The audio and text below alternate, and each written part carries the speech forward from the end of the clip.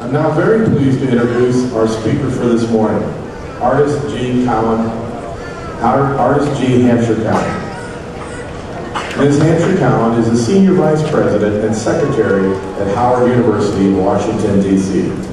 In that role, she is currently leading the effort to expand and develop Howard University's North Research Campus in Beltsville, Maryland.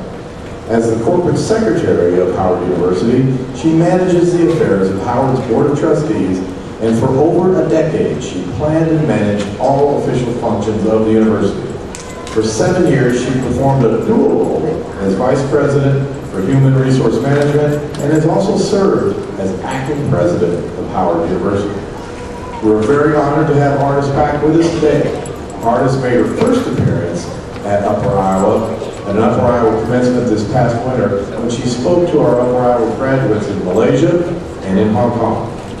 Ladies and gentlemen, please join me in welcoming Artis Hampshire-Cowan.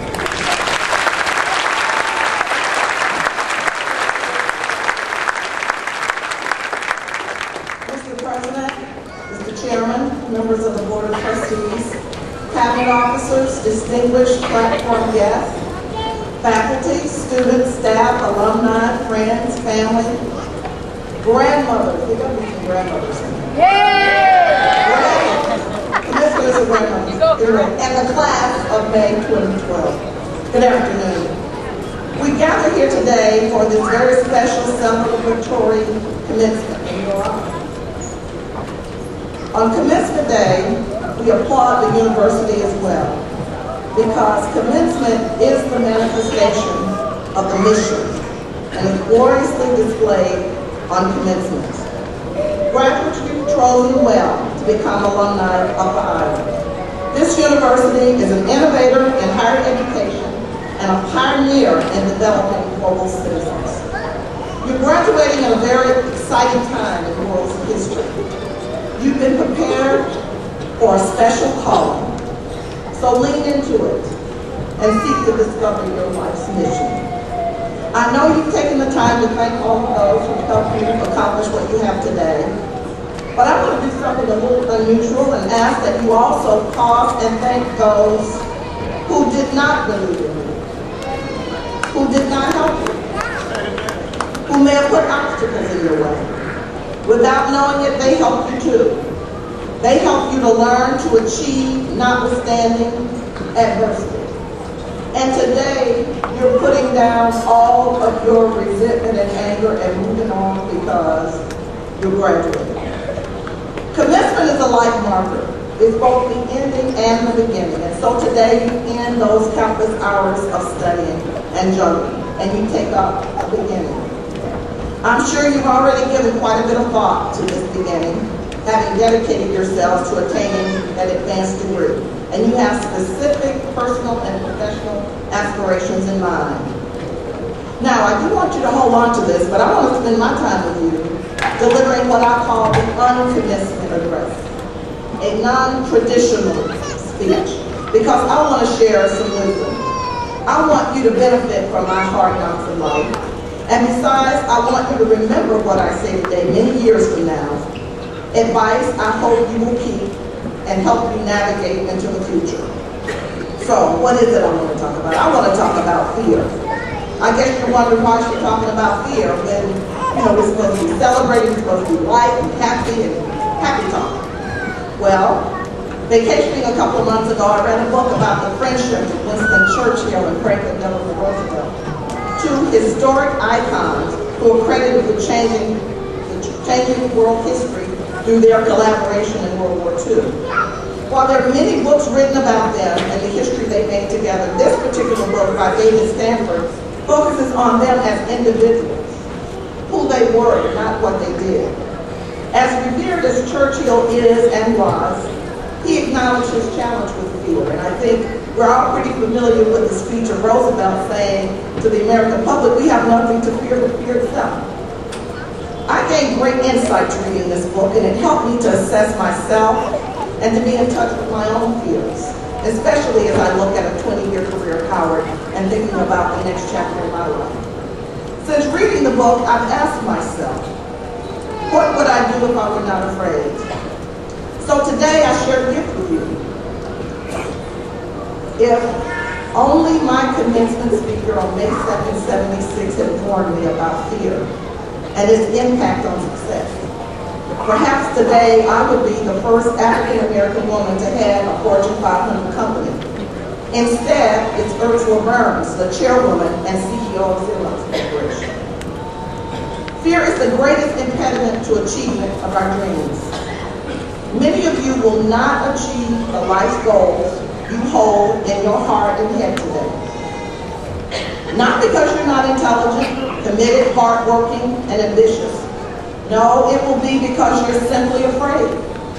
Afraid to chance failing. Afraid you cannot navigate success. It's amazing, but the greatest barrier to success is the fear of failure. So in the time that I have left, I want to explore with you the verb or noun, depending on how you use it, fear. Critical to your success is the awareness of fear, its role in your life, and the development of strategies to help you overcome it. All of which will be required if you are to achieve your aspirations. Fear is perhaps the oldest emotion known to mankind. Over the years, it's been my greatest friend and my greatest enemy. Fear is not always bad. Fear is a natural response to real or perceived danger. Fear becomes unhealthy, however, when we allow it to control our behaviors and keeps us from doing positive things. Remember, fear is learned behavior. You see, love is what we're born with. Fear is what we learn. Think about children. They're fearless, bold, inquisitive. We need to learn to hold on to some of our childlikeness in our quest to overcome fear. In reviewing literature, especially the book 30 Days to Taming Fear by Deborah Pegas, I found the fear of failure and fear of success was most often cited as reasons for unfulfilled goals. There are lessons to be learned from those who failed. Let's take a look at one of America's most beloved presidents, Abraham Lincoln. So over a 30-year period, Lincoln failed in business in 31, was defeated in the state legislature in 32. He tried another business in 33, it failed. His fiancée died in 35. He had a nervous breakdown in 36. In 43, he ran for Congress and was defeated again.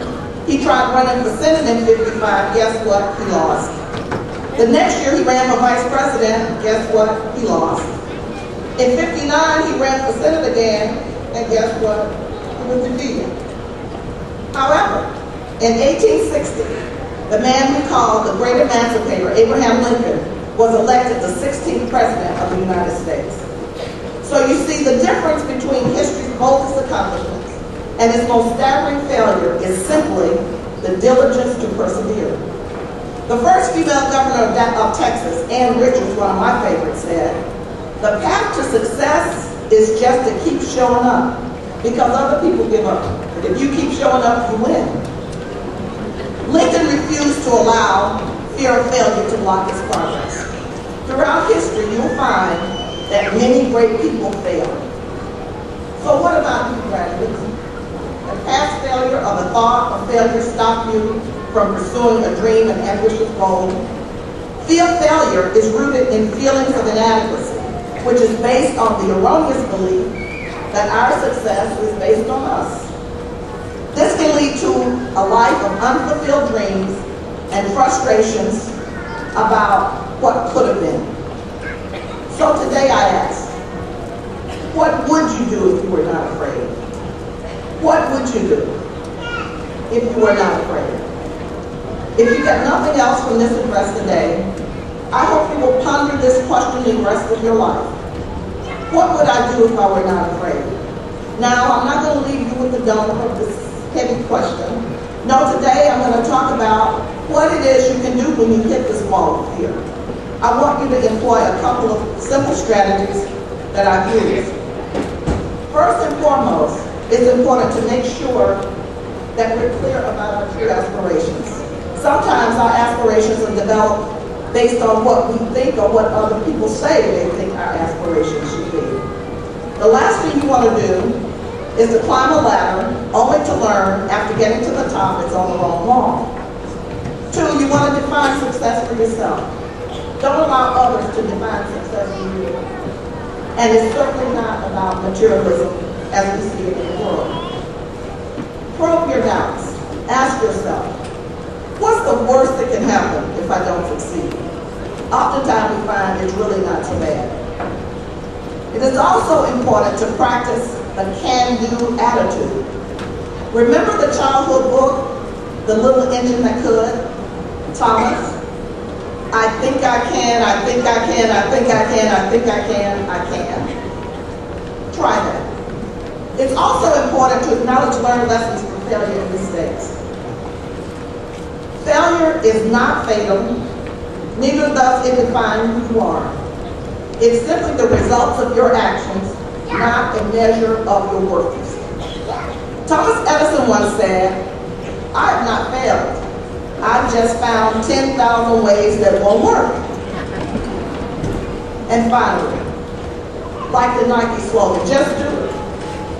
Even if only for a short time, you must muster the courage to try it. Take the leap, just do it. Because we find that 9 times out of 10, we'll succeed. That's when you call on your faith. And I'll say a little bit more about that shortly. Now, let's take a look at the fear of success. Yes, sometimes we're afraid of success. Interesting, huh? The fear of success stems from several limiting ideas. One, that we fear the inability to maintain the success. We fear the inability to meet the expectations and the responsibility that comes with success. Or we fear rejection and alienation by those unhappy that we're successful.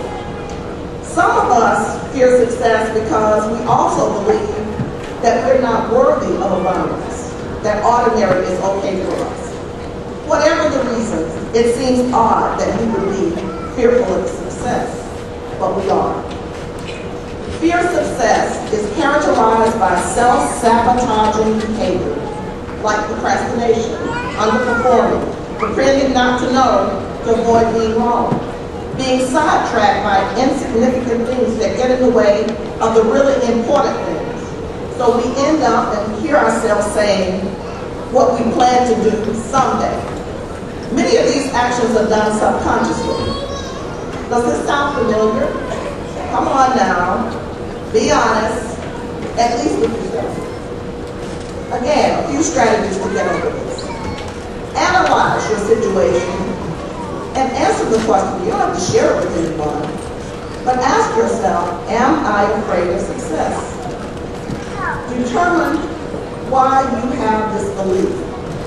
Is it because you feel you're unworthy?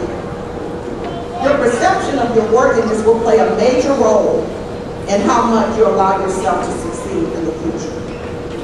Are you preoccupied with what other people think? Well, the great philosopher, my grandmother, Carrie Torrance, would say, I don't worry about pleasing others. I try to please myself, and I hope they're happy, because I know I'm hard to please. Recognizing self-sabotaging behavior and commit to stop it. This means you got to learn to manage yourself and stop procrastinating. Associate with people who are headed where you're going. Remember birds of a feather flock together? These are goal-oriented closers who get things done and who demonstrate the right priorities. Watch what they do and do what they do. And finally, remember that your journey and success may be a testament to someone else on the ladder below you who's struggling to figure out how they too can succeed. So now I'm going to let you in on a little secret that I found, which is the best antidote to fear, called fear. It's spiritual development and courage. If you research, you'll find extensive information about courage and the theories of courage from Aristotle to Churchill. All the major religions, Ernest Hemingway, all of them speak of courage being viewed as essential to success. So today, let's just say courage is the ability to confront fear, pain, danger, uncertainty, or intimidation. How about an even shorter version? This is the Artis version. For me, courage is doing what is right and just even when we're afraid. So, you don't have to be fearless to have courage. You just need to have the fortitude to act notwithstanding your fear. Perhaps the most important weapon for dealing with issues is developing a successful and rich and deep spiritual life. I've worked purposely in the development of my spirit self. Developing my spirit self armed me with the wisdom necessary to know that I could and should trust my feelings and thoughts. It's called intuition or insight. Again, my grandmother had a word for this. She said, "My mind don't fool me." You see, when we spend time developing our spirit self, as much as we focus on our intellect and our physical bodies, we develop a sixth sense. I've learned that sixth sense is what gives me that competitive edge, and you have it too. That's where our brilliance comes from. That's where we find our unique gifts. But to develop this sixth sense, we must seek our spiritual self, spending time exploring it and becoming painfully aware of who we are, what we believe in, and what we stand for. You get there by spending time alone in thought and reflection. And again, my grandmother, the philosopher, said, "Be still. God can't talk to you if you're busy."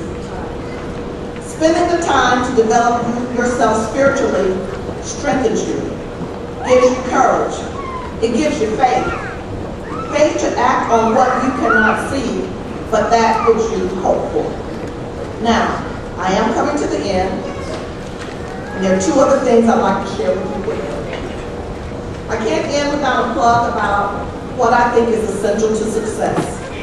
It's called service. Service to others in our communities.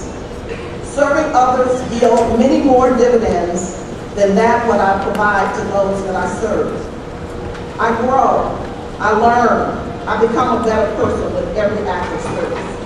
And to my surprise, quite unexpectedly, my service to others has garnered me honors, respect, recognition, and love.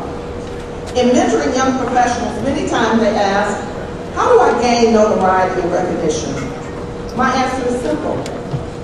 Focus on the work. Employ a personal standard of excellence in all that you do. Seek to serve, and the rest comes. Now, my last bit of advice. I want you to pause. I want you to take a really deep breath. Come on, take a deep breath. Revel in this moment. Enjoy it. Take the time to celebrate. Take the time to commend yourself. Too many times we fail to acknowledge our own accomplishments and we wait for others to do that. Remember, do not allow anyone to be better to you than you are to yourself. Be your own best coach and best friend. Graduates, congratulations on this occasion and the achievement of a major milestone. We look forward to great things from you. Congratulations.